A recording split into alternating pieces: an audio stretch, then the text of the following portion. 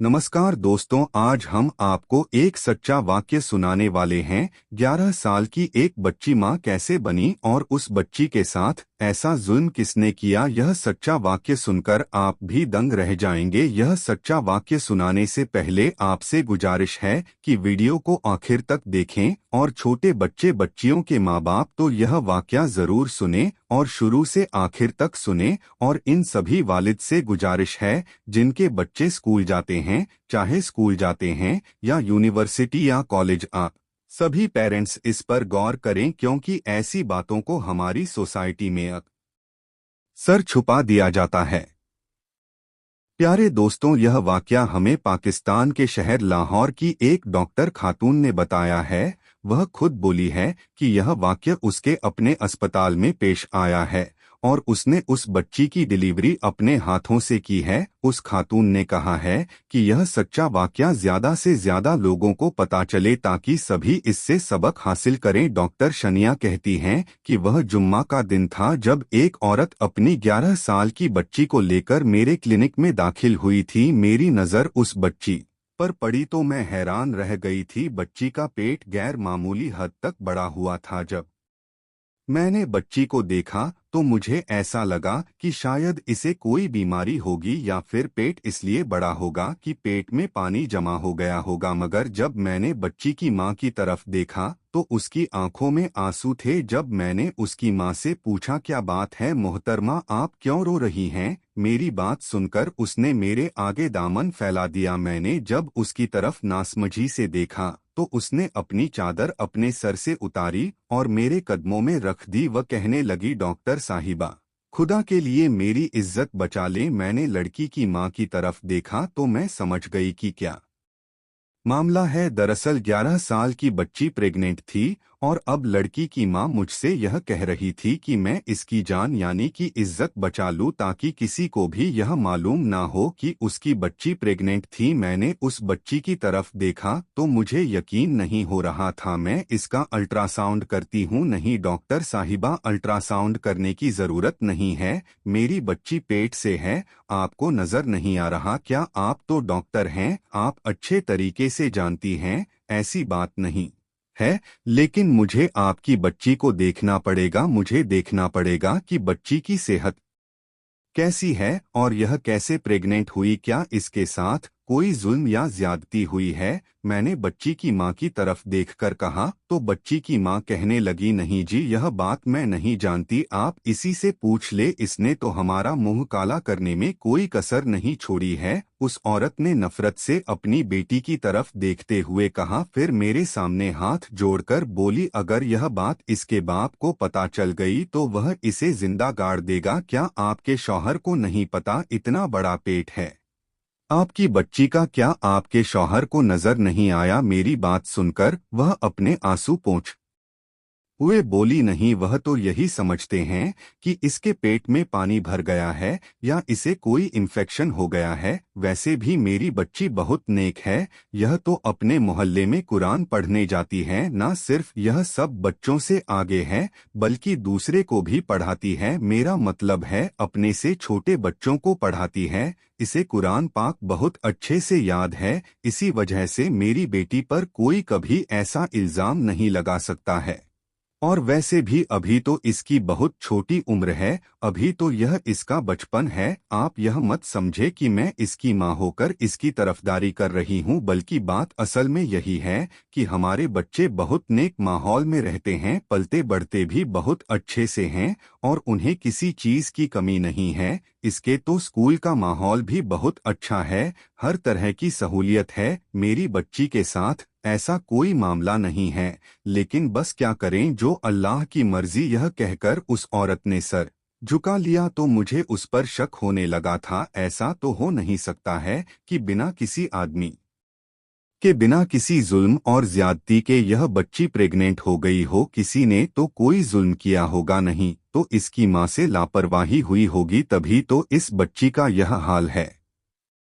मैंने अपने दिल में सोचा, मैंने देखा कि उसकी माँ मुझसे नजरें चुरा रही थी। ऐसा लगता था कि उसकी माँ मुझे पूरी बात बताना नहीं चाहती है। मैंने उससे कहा, आपको बच्ची की सोनोग्राफी तो करवानी ही होगी, तभी मुझे पता चल सकेगा कि आपकी बच्ची का कौन सा महीना है और उसका कौन सा इलाज किया जा सकता है। वह औरत सोनोग्राफी करवाने पर राजी हो गई। उसकी बच्ची को मैं सोनोग्राफी वाले कमरे में लेकर जाने लगी तो औरत बोली, डॉक्टर साहिबा मैं भी साथ चलूंगी। ऐसा लग रहा था कि वह औरत बच्ची को अकेले मेरे साथ नहीं भेजना चाहती थी। शायद वह यह नहीं चाहती थी कि उसकी बच्ची मुझसे कोई बात कर ले। मुझे अजीब तो लगा, लेकिन प्राइवेट क्लिनिक में लोग ऐसे ही नखरे करते हैं। सरकारी हो तो लोग ज्यादा बात नहीं करते हैं, डॉक्टर की हर बात को मानते हैं, लेकिन प्राइवेट क्लिनिक में कोई भी किसी की बात नहीं सुनता। खैर, ज्यादातर मरीज अपनी ही मर्जी बनवाते हैं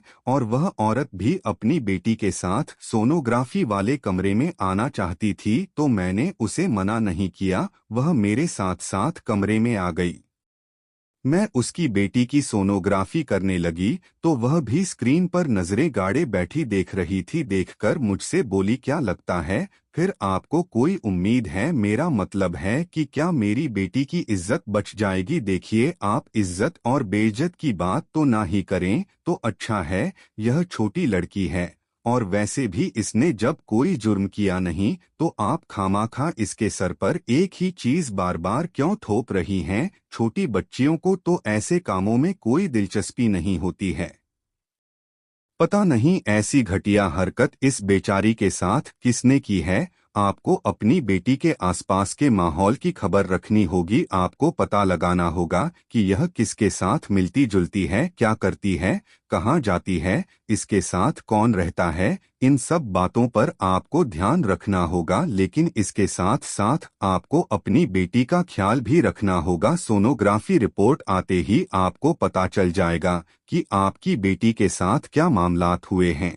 मैंने उस औरत को बता दिया। हालांकि मैं सब कुछ जान चुकी थी। अल्ट्रासाउंड को पढ़ना मेरे लिए कोई मुश्किल बात नहीं थी, पर मैंने आधा घंटा फिर भी सोच विचार करने लगी कि मैं इस औरत को क्या बात कहूं, कैसे कहूं, क्योंकि कोई भी माँ अपनी 11 साल की बेटी को इस हाल में नहीं देख सकती। यह सच्चाई सुनकर कहीं वह बच्ची को मारना पीटना शुरू ना कर दे। मैंने उस औरत के साथ बड़े प्यार से बात की। मैंने कहा, देखिए, आपकी बच्ची बहुत नाजुक हालात से गुजर रही है। इस लम्हे पर इसकी जान भी जा सकती है, इसलिए आपको इसकी बहुत ज्यादा ख्याल करना होगा।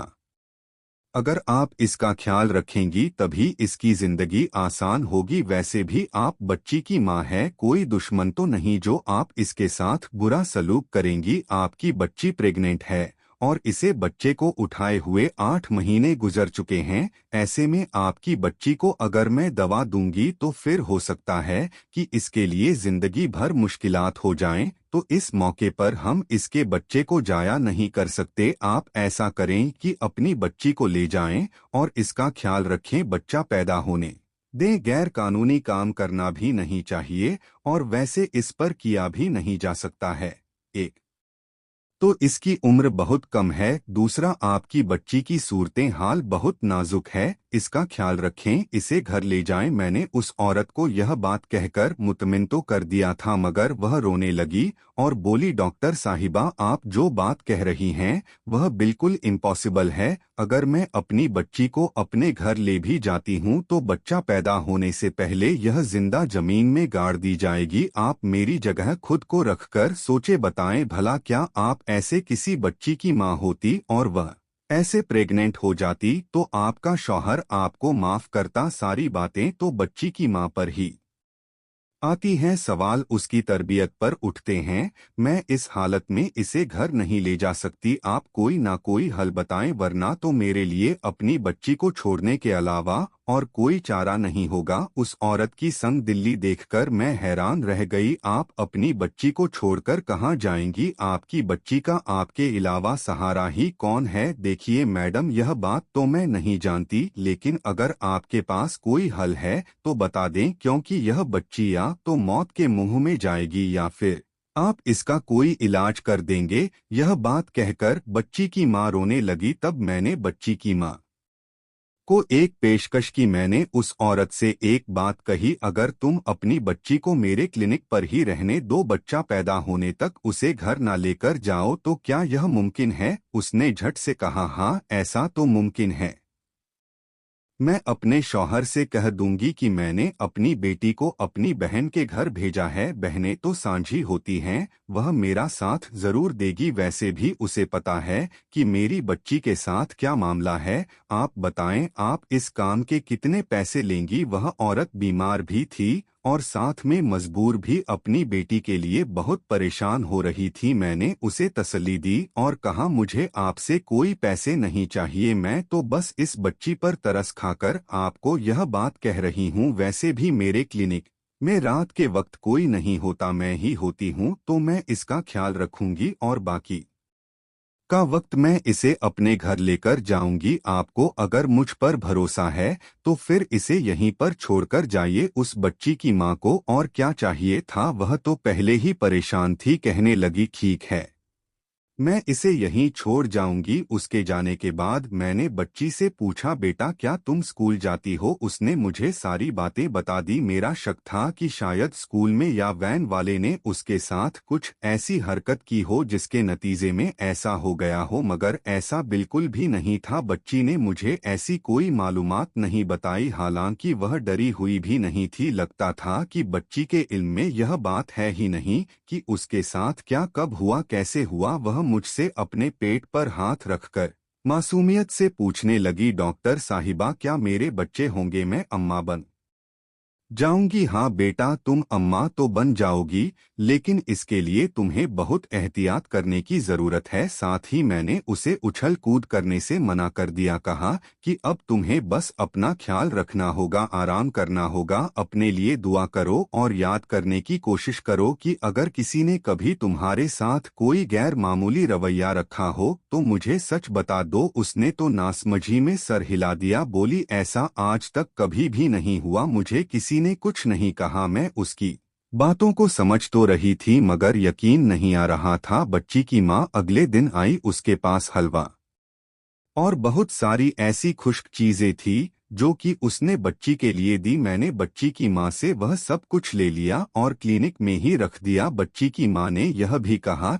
कि वह उसे अक्सर मिलने आती रहेगी। बच्ची अपनी माँ को याद तो करती थी मगर साथ ही साथ परेशान भी होती थी कि आखिर उसके साथ यह सब क्या हो रहा है। खैर उसके दिन अब करीब आ रहे थे। मुझे परेशानी भी थी कि कहीं इस बच्ची का केस कोई गैर मामूली सूरत हाल इख्तियार ना कर ले, क्योंकि मैंने तो उसकी माँ से कह रखा था कि उसे परेशानी की जरूरत नहीं है, उसकी बच्ची का केस मेरे हाथ में है तो मैं उसे बर्बाद नहीं होने दूंगी, ना ही उसके मुस्तकबिल पर कोई फर्क पड़ेगा। खैर विलादत के दिन उसने दो खूबसूरत बच्चों को जन्म दिया। बच्चे गोल मटोल, प्यारे और सेहतमंद थे। मैंने उन बच्चों को देखा, मेरी तो हैरत की इंतहा ना रही। वह दोनों जुड़वा बच्चे थे, आज तक मैंने ऐसा होते नहीं देखा था। उस बच्ची की सेहत बहुत खराब थी, मैं उसे अस्पताल से सीधा घर ले गई। अब वह बड़ी बड़ी औरत मालूम हो रही थी, मुझे उसकी हालत पर दुख भी हो रहा था।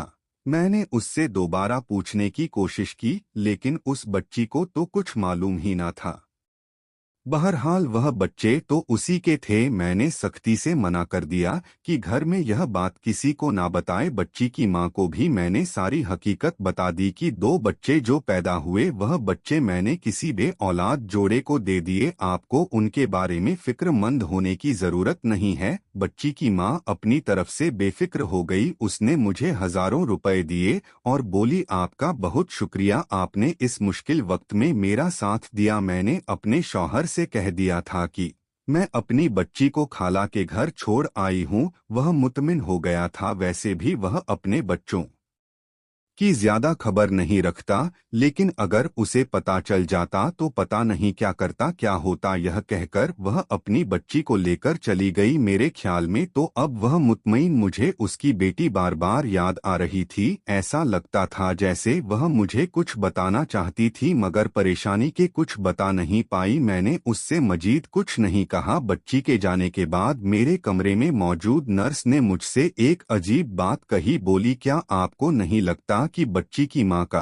रवैया कुछ अजीब था, मुझे लग तो ऐसा रहा था, मगर मैंने सर झटक दिया। मैं फालतू की बातों में नहीं पड़ना चाहती थी। वैसे भी मैंने यह केस अपने जहन से भुला दिया था। मेरे तो वहम और गुमान में भी नहीं था कि इस बच्ची को दोबारा मेरे पास आना पड़ेगा और मुझे दोबारा से उस बच्ची को देखना पड़ेगा। मेरे ख्याल में यह सबसे बड़ी मुसीबत थी जो उन लोगों पर आई थी। मुझे इस बात का मुकम्मल यकीन था कि अब वह माँ अपनी बेटी का खास ख्याल रखेगी और उसे बाहर आने जाने नहीं देगी। ना सिर्फ यह कि उसकी हर हरकत पर नजर रखेगी बल्कि उसके मिलने जुलने वालों पर भी ध्यान रखेगी। मैंने तो यही सोचा था कि यह आखिरी और पहला वाकया होगा जो इस बच्ची की जिंदगी में आएगा, मगर फिर वह हुआ जो मैंने सोचा भी नहीं था। तकरीबन कोई 7-8 महीने गुजरे थे कि वह बच्ची दोबारा मेरे क्लिनिक में दाखिल हुई। इस बार उसकी माँ भी साथ थी और बच्ची ने बड़ा सा दुपट्टा ओढ़ रखा था। बच्ची का कद काफी बढ़ चुका था। लगता था कि अब इसकी जिंदगी में कोई और मसला है। मैं समझी कि शायद कोई दूसरा मसला है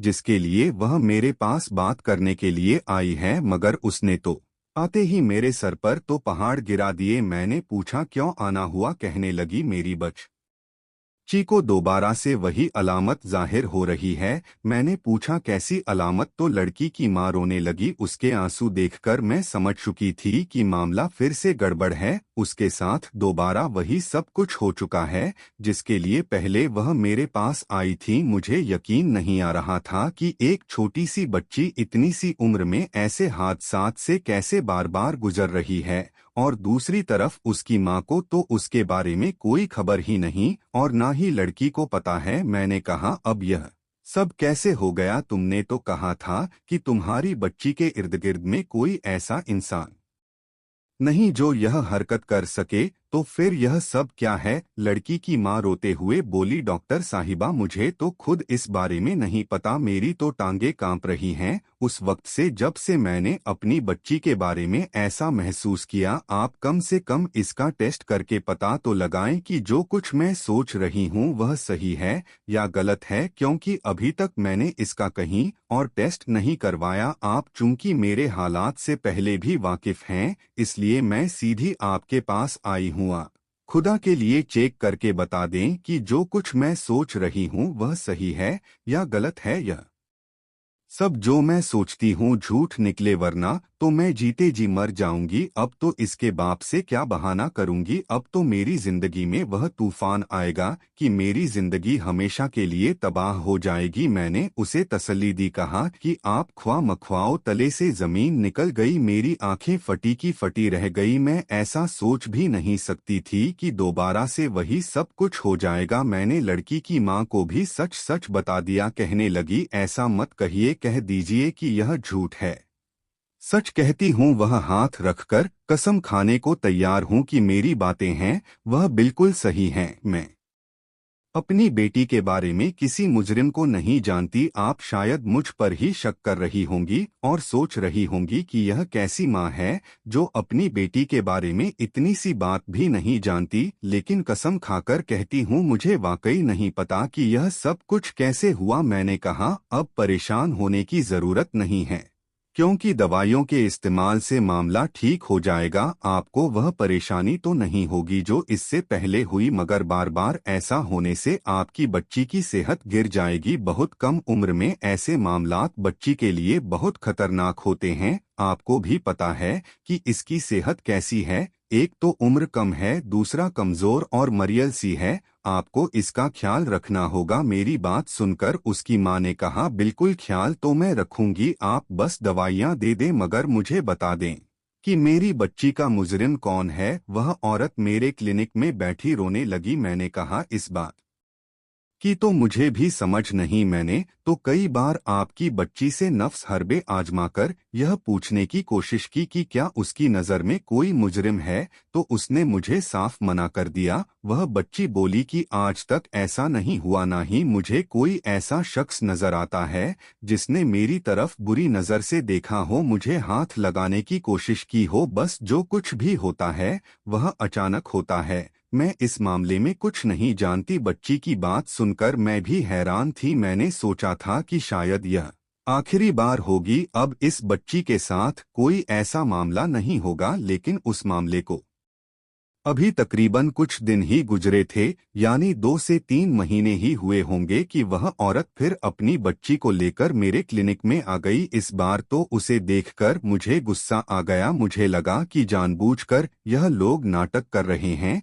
क्योंकि ऐसा तो हो ही नहीं सकता कि कोई बच्ची प्रेग्नेंट हो जाए और उसकी माँ को, और ना ही उस बच्ची को खुद को भी पता ना हो। इस बार मैंने अल्ट्रासाउंड करने की भी जहमत नहीं की, बस दवाइयाँ लिखकर दे दी। मगर बच्ची की माँ बहुत परेशान थी, आंखों से बहते आंसू और साथ ही हाथ कांप रहे थे। बोली, मैं कहाँ जाऊंगी, अगर दोबारा मेरी बच्ची के साथ यही कुछ हो गया तो मैं क्या करूंगी। मैंने कहा, मोहतरमा, आज के जमाने में इतना बेवकूफ तो कोई भी नहीं है जितना आप मुझे समझ रही हैं। आपकी बच्ची के साथ जो भी हो रहा है, इसका मुजरिम आपके घर में ही मौजूद होगा, या तो आपने दूसरी शादी कर रखी है, आपका शौहर इस बच्ची का सौतेला बाप है, या तो फिर कोई और मामला है जो आप मुझे बता नहीं रही। अगर ऐसा नहीं है तो फिर आप अपनी बच्ची की हिफाजत करें, इसे हर वक्त अपने साथ रखें। मुझे नहीं लगता कि आप अगर इसे हर वक्त अपनी नज़र के सामने रखेंगी तो कोई ऐसा मामला हो पाएगा। उस बच्ची की माँ बोली, यकीन करें, मैं ऐसा ही करती हूँ, सिर्फ इस बच्ची को पढ़ने के लिए भेजती हूँ, इसके अलावा यह हर वक्त मेरी नज़रों के सामने में रहती है। अब यह बातें हो रही थी कि मेरे क्लिनिक के दरवाजे पर दस्तक हुई। तकरीबन उसी की उम्र की एक और लड़की मेरे क्लिनिक में अपनी माँ के साथ दाखिल हुई थी। उसने मुझे देखते ही कहा, मुझे आपसे एक ज़रूरी बात करनी है और अकेले में करनी है। यह लोग एक दूसरे का सामना नहीं करना चाहते थे। मैंने देखा उस औरत के साथ भी अपनी कोई 12 साल की बच्ची थी और साथ वह खुद भी परेशान खड़ी थी, आंखों से आंसू छलक रहे थे। मैंने उसे देख लिया था, ऐसा लग रहा था कि उसका मामला भी ऐसा ही है। मैंने पहली वाली औरत को उसके घर भेज दिया और दूसरी के पास आ गई, क्योंकि वह तो जाहिर है मेरे क्लिनिक में पहली बार आई थी, उसे वक्त देना जरूरी था। मैं उसके पास जाकर बैठी तो देखा उसकी बच्ची भी इसी तरह किसी पेट के दर्द में मुब्तला थी। कहने लगी, मुझे अपनी बच्ची के पेट के दर्द की बहुत फिक्र है। इसके साथ अजीब अजीब चीजें हो रही हैं जो सिर्फ शादीशुदा औरतों को होती हैं। मैंने बच्ची की तरफ देखा और इसका हुलिया देखकर समझ गई कि इसके साथ अजीब अजीब चीजें हो रही हैं जो सिर्फ शादीशुदा औरतों को होती हैं। मैंने बच्ची की तरफ देखा और इसका हुलिया देखकर समझ गई कि इसके साथ भी पहली बच्ची वाला मामला है। मैंने उसे अल्ट्रासाउंड के लिए कमरे में भेजा। अल्ट्रासाउंड की रिपोर्ट देखकर मेरे कदमों तले से जमीन खिसक गई थी। इस बच्ची के साथ भी वही मामला था जो कि पहली वाली के साथ था। अब तो मुझे इस पर अफसोस होने लगा। यह देखकर मैं परेशान हो गई। मैंने उसकी माँ को साफ साफ सच्चाई बता दी कि तुम्हारी बच्ची उम्मीद से है। वह सर पकड़कर बैठ गई, बोली कि मुझे समझ नहीं आता, ऐसे कैसे मुमकिन है। मैंने उसे पहले वाली बच्ची के बारे में भी बता दिया, क्योंकि अब माँओं को इस बारे में सोचने की जरूरत थी। इस तमाम सूरतें हाल के बाद मुझसे बर्दाश्त नहीं हुआ। मैंने फौरन उन बच्चियों के हवाले से पुलिस के साथ राब्ता किया और तमाम किस्सा सुना दिया। हमारे यहाँ चूंकि पुलिस बहुत बदनाम है, जिसकी वजह से लोग भी हर मामला पुलिस तक पहुंचाने से डरते हैं, खास तौर पर जब इस तरह के मामलात हो जहां बहू बेटियों के मसाइल हो, तो लोग बात को दबा लेते हैं कि पुलिस तक बात गई तो ख्वा मख्वाओ। खैर, खुशकिस्मती से बहुत नेक थानेदार था जिसने सारे मामले की इन्वेस्टिगेशन बहुत राजदारी से की। सबसे पहले तो उसने आम लिबास में लेडीज पुलिस को स्कूल में टीचर के रूप में भेज दिया। मालूम हुआ कि बच्चियां एक ही मोहल्ले में रहती थी और एक ही स्कूल में पढ़ती थी। अब वह महिला पुलिस उस स्कूल की एक नई टीचर थी। उसने बड़ी नरमी और प्यार से बच्चों को पढ़ाना शुरू किया और सभी बच्चों पर कड़ी नजरती थी, खासकर उन 2 बच्चियों पर जिनके साथ पहले ही मामलात हो चुके थे। वह बच्चियों के साथ अच्छे से घुल मिल गई थी। उसने बच्चियों से पूछा, पहले तुम्हें कौन कौन पढ़ाता था? बच्चियों ने बोला, पहले हमें मिस राफिया पढ़ाती थी और हर मंडे को सर हामिद कंप्यूटर पढ़ाते हैं। जब कोई बच्चा कंप्यूटर में कमजोर होता या उसके मार्क्स अच्छे नहीं आते तो हामिद सर उन बच्चों को एक्स्ट्रा क्लासेस देते हैं। यह सुनते ही महिला पुलिस को सर हामिद पर शक हुआ। उसने तुरंत ही हामिद सर को स्टाफ रूम में बुलाया और सख्ती से सवाल जवाब करने लगी। उसने बच्चियों के बारे में बताया कि इन बच्चियों के साथ क्या हुआ है और अपनी असल पहचान भी बता दी। हामिद सर कहने लगे, देखिए मैडम, यह बात सच है कि मैं क्लास खत्म होने के बाद उन बच्चों को रोकता हूं जो कंप्यूटर में कमजोर हैं। अगर मैं इन बच्चों को एक्स्ट्रा क्लासेस ना दूं तो उनके मार्क्स कम आते हैं और कुछ तो फेल भी हो जाते हैं, जिसके बाद प्रिंसिपल सर मुझ पर बहुत गुस्सा करते हैं। इसलिए मैं इन्हें एक्स्ट्रा क्लासेस देता हूं, लेकिन मैं तो इन्हें सब कुछ पढ़ाकर अच्छे से समझाकर जल्दी चला जाता हूँ, क्योंकि मुझे अपने घर भी ट्यूशन पढ़ाने जाना होता है। वहाँ भी बच्चे मेरा इंतजार कर रहे होते हैं। जब मैं चला जाता हूँ तो यह बच्चियाँ क्लास में रुककर जो मैंने पढ़ाया होता है उसका अभ्यास करती हैं और उसे कॉपी में उतारने लगती हैं, जिसकी वजह से इन्हें देर हो जाती है। लेकिन मेरे जाने के बाद और स्कूल के सभी स्टाफ के जाने के बाद स्कूल में सिर्फ चौकीदार रहता है, जो सबसे आखिर में सभी दरवाजों और स्कूल को बंद करके घर जाता है। हो सकता है उसने ही इन बच्चों के साथ कुछ गलत किया हो। यह कहकर हामिद सर खामोश हो गए। अब महिला पुलिस ने चौकीदार को स्टाफ रूम में बुलाया और बच्चियों के बारे में पूछा। जैसे ही महिला पुलिस ने उससे सख्ती से सवाल जवाब किया और अपनी पहचान बताई तो चौकीदार के हाथ पैर कांपने लगे। दरअसल असली मुजरिम चौकीदार ही था। हामिद सर के जाने के बाद वह खाने पीने का सामान लाता था और उसमें दवाई मिलाकर उन बच्चियों को खिला देता था। इसके बाद वह उनके साथ दरिंदगी करता था। फिर थानेदार ने हामिद सर और चौकीदार दोनों को गिरफ्तार किया, क्योंकि हामिद सर की लापरवाही की वजह से उन बच्चियों के साथ कई बार गलत काम किए जा चुके थे। आप सबसे गुजारिश है, अपने बच्चों की हिफाजत करें, हमें और हमारे बच्चों को ऐसे दरिंदों से हमेशा बचा कर रखें। उम्मीद है